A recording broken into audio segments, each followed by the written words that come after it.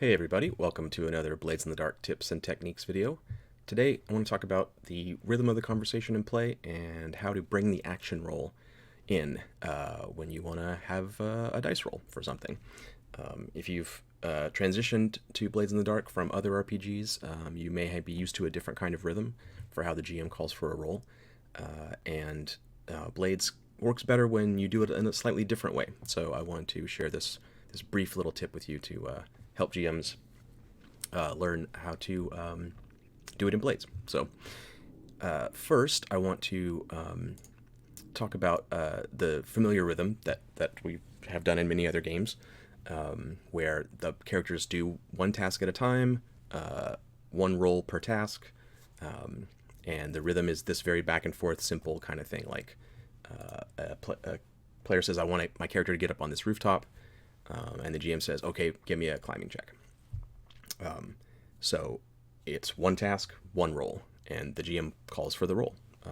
Very, very familiar rhythm, and we just do that as we play. So if our character is sneaking around on the rooftops to spy on this manor house, they're going to make a climbing roll, and then they say they sneak around. So the GM says, "Give me a stealth roll," and then they say, "I look through the windows and see what's going on inside there," and the GM says, "Make a perception roll." Right?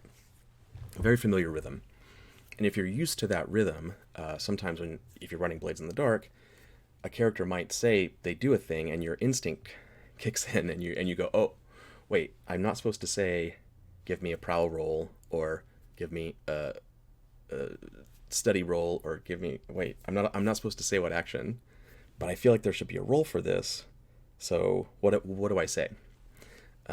You may have even noticed in your own play that you've said something to that effect, like, "I feel like we should roll for this, but let's see, what action do you want to use? And it seems like you already said it." And there can be that little bit of friction because this task by task rhythm isn't quite suited to how the Blades action roll works. So here's another way to go about it. It's kind of a new rhythm to think about when you're running Blades.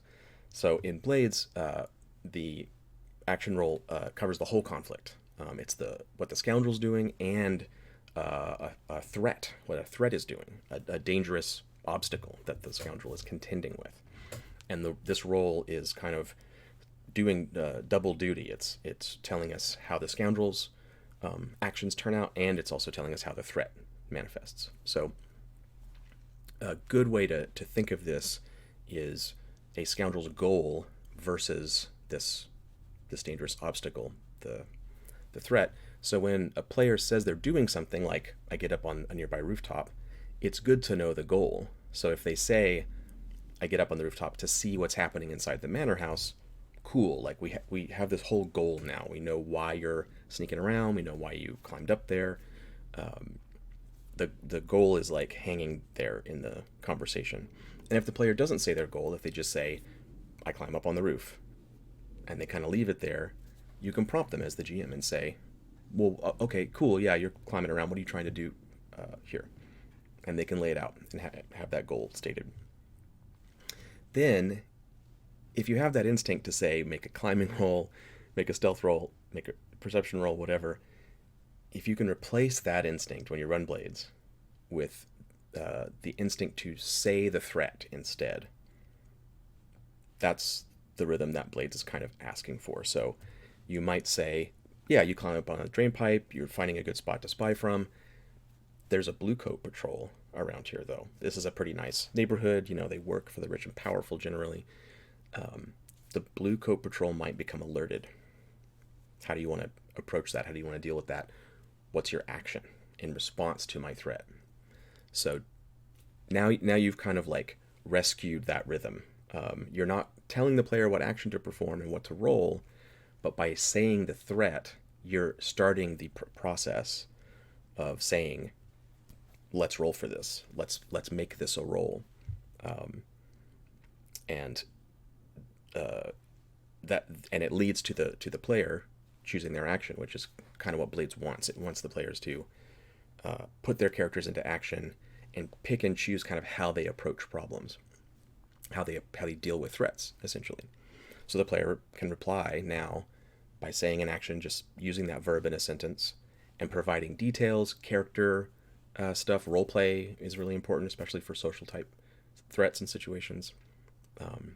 So the lurk says, I prowl slowly and carefully, using chimneys as cover, and I have a fine shadow cloak, because I'm a lurk, so that's a special item I have. That's going to help me out here. Other PCs might want to assist at this point, or flashback, or do all the stuff that characters have access to. Especially now, because we know the threat. We know it's not the bluecoats might capture you. That would be a different kind of threat that might make the players want to push themselves and do a group action and help. And, it's a more dire threat that's been stated. In this case, they're becoming alerted. Maybe that's not the worst thing in the world. Maybe I don't want to push too hard. Maybe I don't want to burn resources too hard on this.